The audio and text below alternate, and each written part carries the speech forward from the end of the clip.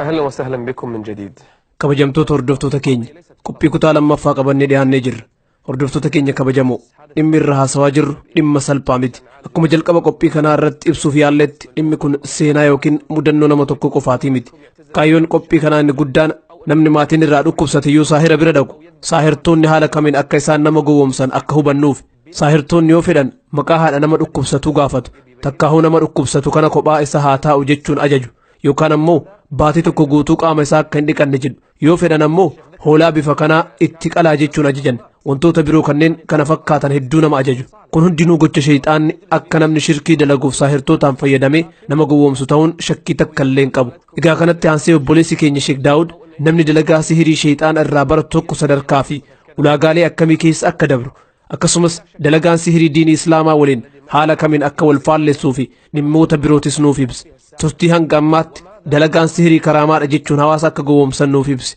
Gabricha rabbii nama saaliyaa of fakkeessuun fudhatama argachuuf yaalaa turuu isaa kanaaf ammoo sa'aatii dheeraaf masjida keessa taa'uun nama aabida fakkaachuuf yaalaa akka ture nuuf himee jira. Mee ammas wanta hundayyuu afaanuma isaa irraa dhageenyu. Ayya Sheek kitaabota sihirii irraa baratan argachuu kee nutti himtee ture. Eeyyee kitaabota argadhe. Sana booda xalaasimoota yookaan haala falfala itti dalaganii fi barjee itti hidhan keessaa hanga tokko dubbisuu jalqabe.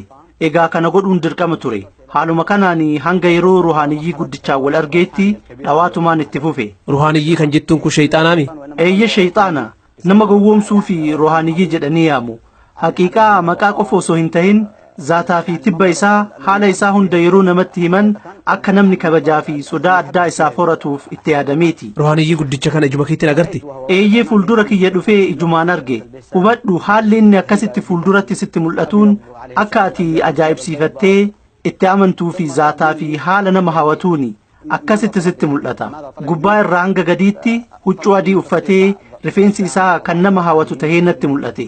Sana booda maal akka isarraa barbaadu na gaafate. Anis ruhaaniyyoota na tajaajilan akka naaf ramaddu barbaada jechuun himeef. Sana booda hoggasuma ija kiyya duraa dhabame.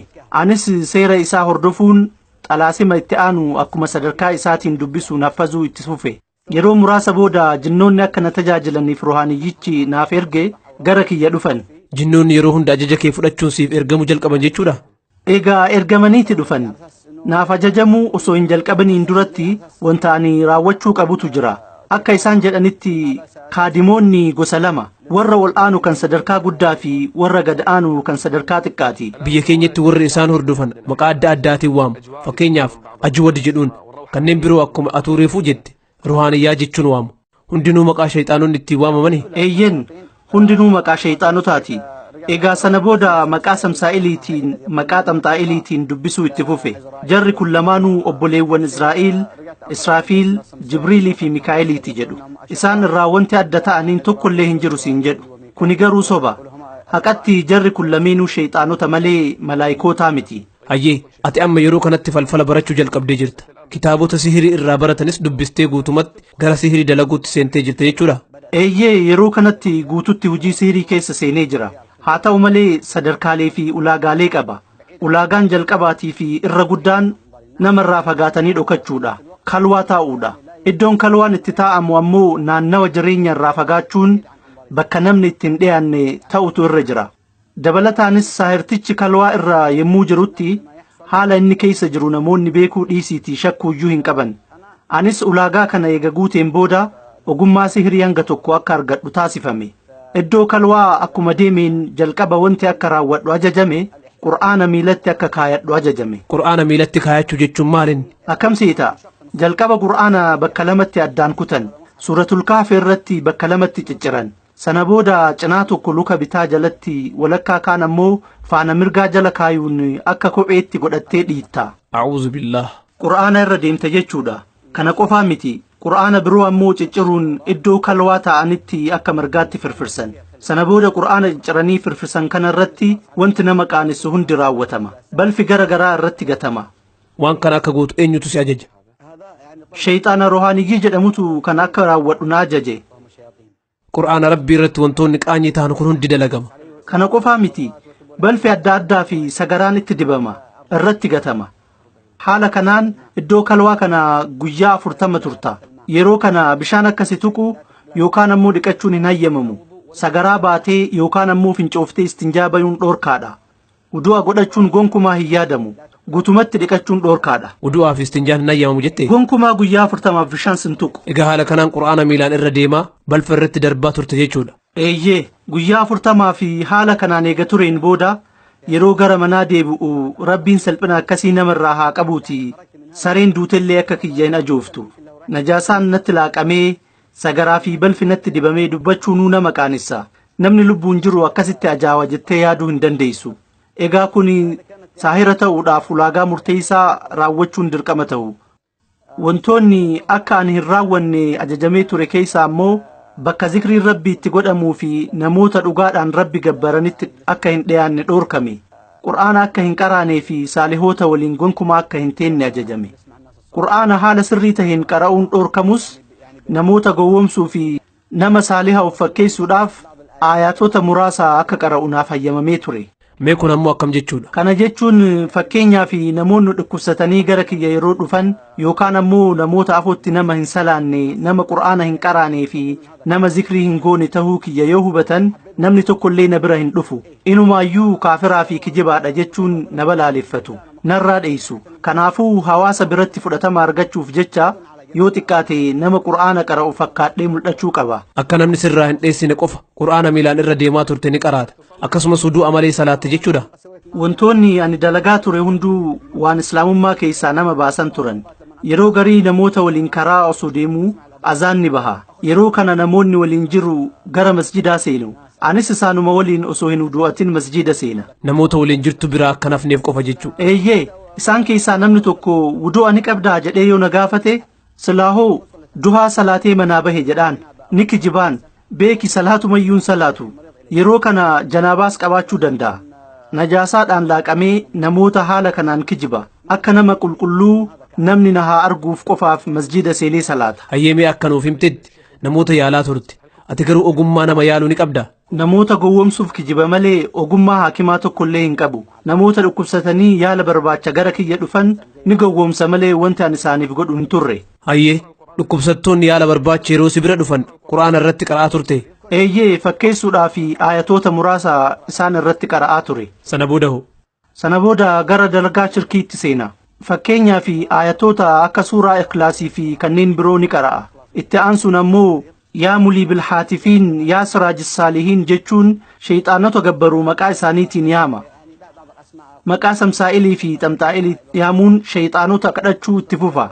Kana kan godhuuf akka jinnoonni naaf ajajamaniif kadhadha. Hayyeemee saahirtoonnii fi warri falfala dalagu gariin namoota hajaaf isaan bira dhufan maqaa isaaniitii fi odeeffannoo isaanii garii osoo abbaan dhimmaa hin himatin dursanii dubbatu jedhama. Kana akkamitti dandeettan? Ati yoo kana gootee beeyta? Eeyyee kun ni godhama.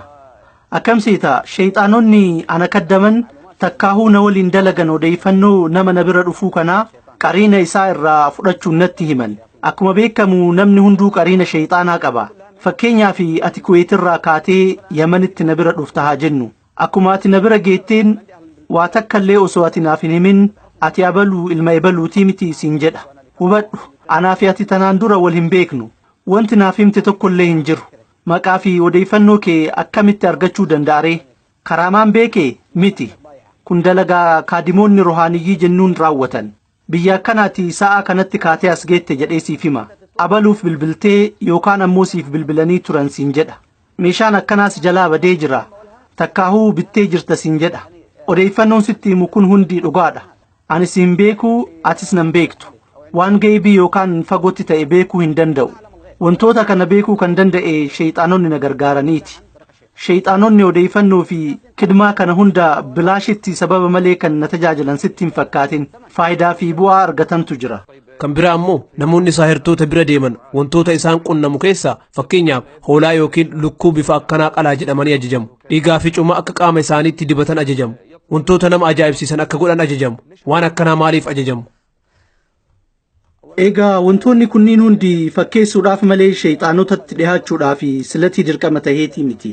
Kaayyoon guddaan sheeyxaanaa ilmi namaa shirkii akka dalagu godhuudha. horiin qalamu kun maqaa rabbiitiin alatti akka maqaa shayxaanaatiin gorra'amu fedha. Kufritu barbaadama. Balaan guddaan bifa yookaan gosa horii qalamuu osoo hin taane horiin kun eenyuuf qalama kan jedhu irra jira.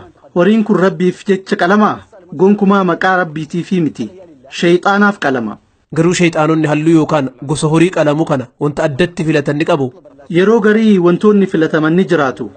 Shayxaanonni saahirtichaan wanta akkasii ajaja jedhuu ni mala. Shayxaanonni yeroo hedduu halluu gurraacha filatu. Adii, diimaa yookaan ammoo bifa biraa makaa kan hin qabne gurraacha. Re'ee gurraattii yookaan lukkuu gurraattii, sangaa gurraacha siin jedhu. Ajajni akkanaa kan dhiyaatu haala abbaa dhimmaa irratti hundaa'eeti. Abbaan dhimmaa kun nama dureessa yoo ta'e yookaan ammoo nama rakkoo cimaa keessa jiru yoo ta'e inumaayyuu itti jabeessan. Saahirtoonni mala garagaraatti fayyadamuun nama karaamaa qabu waliyyuu fakkeessu fudhatama argachuuf jecha mi'ati mala akkamiitiin namoota gowwoomsaa turte. Haqiiqaa namoota sodaachisuudhaaf maloota adda addaatti fayyadamna. Namni ammoo wantoota kanneen nurraa yeroo argan karaamaa rabbiin irraa nuuf kenname waan qabnu isaanitti fakkaata. Akka malee ol guddisanii nu ilaalu, nu sodaatu. Dhugaan jirtu garuu badii shayxaanaati malee karaamaan nuti rabbi irraa arganne tokkollee hin jiru. Fakkeenyaaf namni dhukkubsatee tokko yeroo na bira dhufu osoo gara yaaluutti hin seeniniin dura namoota gowwoomsuuf jecha akka nama wuduu'atuu mana fincaanii seena. Akka nama rakaateenii salaatee rabbiin gargaarsifatuu fakkeessuuf jecha. Dhugaan garuu wanti ani mana fincaanii seenuuf tahaaraaf osoo hin taane of najiseessuufi. Namoonni garuu akka waan ati du'a gochuudhaaf deemteetti yaadu. Eeyyee akkasitti yaadan. Ani garuu najaasaan laaqamee deebi'a. Kana booda akka nama salaatuu sidaajaa buufadhee gadi jedhee ol jedha. Haqiiqatti garuu xahaaraa hin qabdu. Allahu akbar jedhee jalqaba. Sana booda maal akka dubbadhu namni tokkollee hin beeku. Ani garuu yeroo kanatti shayxaanota kadhadha. Du'aa'ii tawassulaa jaratti dhihaadhuun qara'a. Dhumarratti shayxaanni dhufee na afoo dhaabbata. Sujuuda bu'aaf. Yeroo kana shayxaanni sitti mul'ata? Eeyyee ni arga. Saree jaldeessa yeroo biraa ammoo booyyee fakkaatee natti mul'ata. Haaluma kanaan sujuuda buutaaf jechuudha. Eeyyee ni sujuudaaf.